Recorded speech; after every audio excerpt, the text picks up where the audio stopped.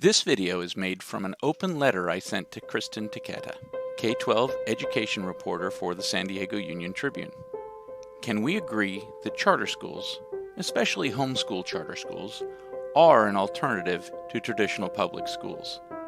It is possible for a reasonable person to not think that charter schools are a viable alternative to traditional public schools, or even a good alternative. It is further possible that some people believe they should not even be an illegal alternative. But I hope that you can recognize that they are an alternative.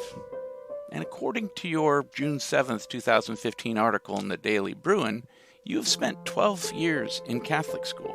So I'm assuming that you're aware of both the strengths and weaknesses inherent in being educated alternatively. I respect your decision to enter journalism. It is a frequently harassed profession with the noblest of goals, and you are correct, people's stories should not be forgotten. Investigative journalism is even more difficult. Journalists may have a difficult time riding the line between the recording of a story and the ever more popular commentary, where you openly interpret the story for your audience. Investigative journalists can uncover data and, wittingly or not, present it in a way that biases the reader's interpretation of that data. I don't envy your responsibility, but I didn't choose your profession. Here is an example citing data from your August 11th, 2019 article in the San Diego Union Tribune. It is from a chart labeled Below Average Test Results and states, among Inspire charter schools that had state testing data, all were below the state average in both English and math in 2018.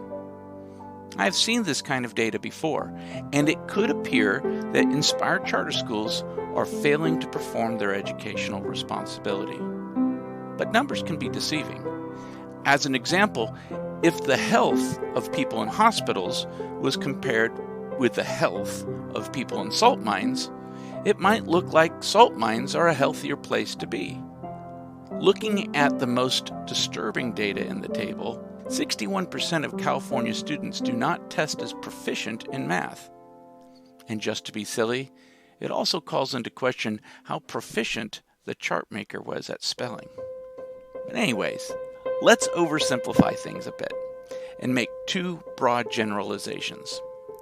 There are some kids succeeding at learning in the traditional public education, and some that are not. Which of these populations would be more likely to endure the hassle, the expense, the social stigma, and the possible legal challenges of opting for an alternative to the traditional public education?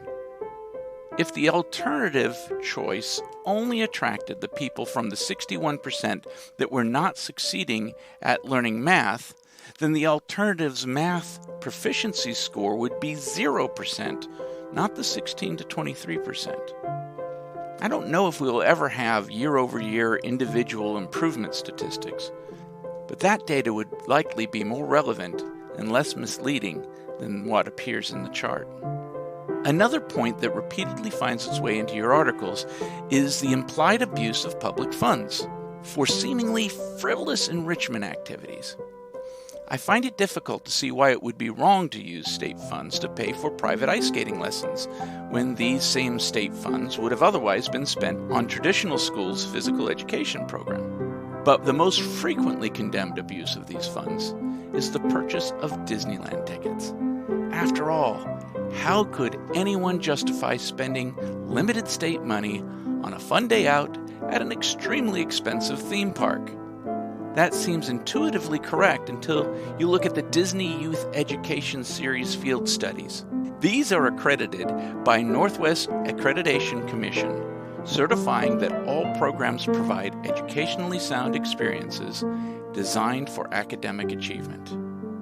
This is an example of one of those things that could have been defended, but like you like to quote, out of fear of political backlash, is no longer available through Inspire charter schools.